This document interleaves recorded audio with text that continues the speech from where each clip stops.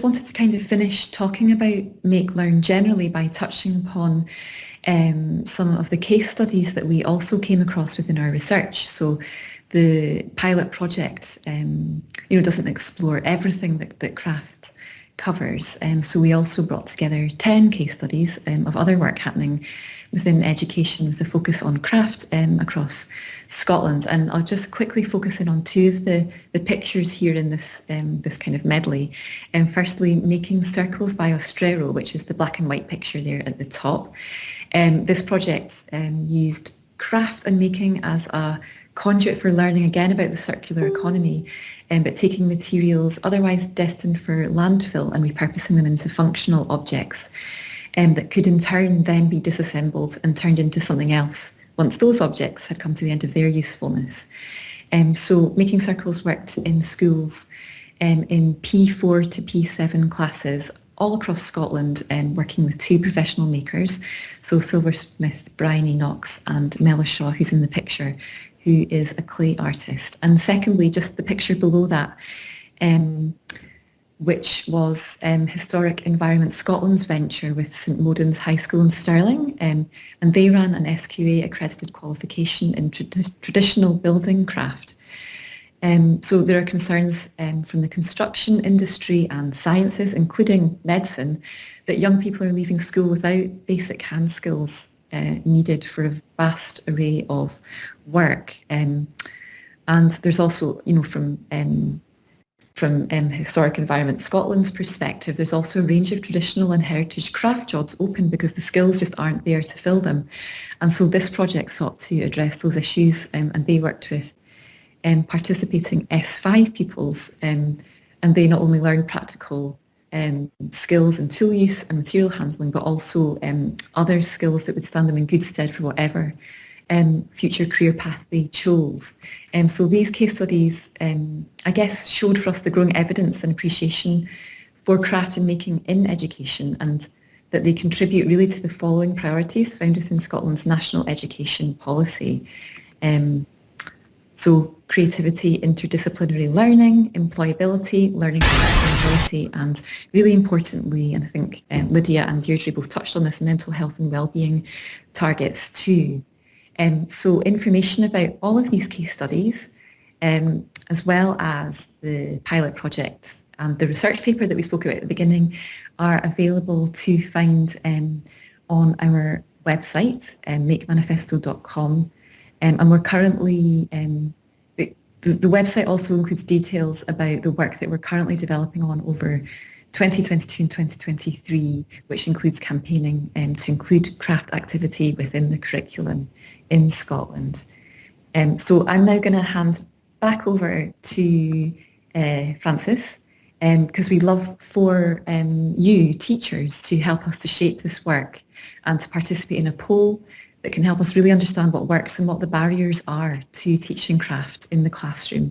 Your views are really important to us, and we don't want to move forward without getting as much feedback from teachers as possible. So I'll hand over to Frances now, and she can fill us in on the poll. Yeah, that's great, thanks. So yeah, as Katrina said, we wanted to end just by collecting some views from teachers in the room, and I think Education Scotland staff are going to pop up the first of these polls. Now, we've had a test run earlier, and the polls appear differently for different people for reasons we don't fully understand. However, shortly you should see poll 1, question, do you currently use craft in your teaching? Pop up in the chat. We think it should do that for everybody, and you should have some options to answer.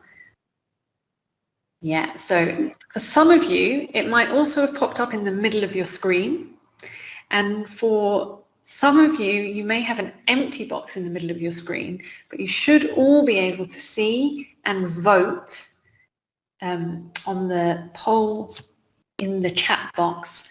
So the question is, do you currently use craft in your teaching, and if so, how? So your options are no, Yes, I teach standalone craft activities as part of art lessons. And yes, I use craft activities when teaching a range of different subjects. Give everybody a couple more seconds to respond. We're asking this in part just to understand how people are currently using craft in their learning. Okay.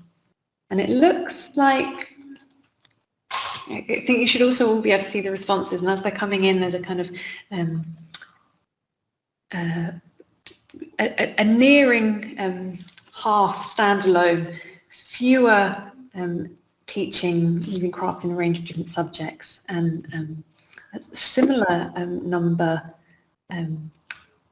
who are not. So that's really helpful for us to see. The second poll, which will pop up in the same way, I think, in just one moment, is asking whether there are any barriers to your teaching craft activities, and if so, what they might be.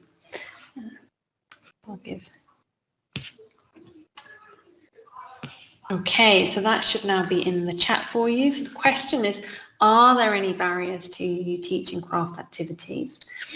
And you've got some options. You've got no barriers, yes, funding, yes, confidence or expertise, and yes, time or other curricular priorities.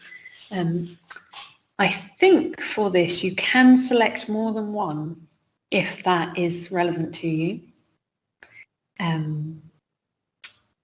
Okay, interesting. You see, definitely shared across participants in the room, there are barriers, but I think they really resonate with some of the things that have come through the Make Learn research thus far. And just to sort of end the polling, it's useful for us to understand what the barriers are, but also what would be helpful. I suppose we're thinking about the next phase of the project. It's really important to us that it responds to needs. So the last poll, which should pop up in the chat in just a moment, asks, what would you find most useful to support you to integrate craft into your teaching work? Let's see, we'll give that a moment to pop up. So yeah, what would you find most useful? A craft maker in residence at your school, or access to craft makers? More CLPL opportunities? Or resources and guides that map out how you can employ craft as an approach to teaching across the curriculum?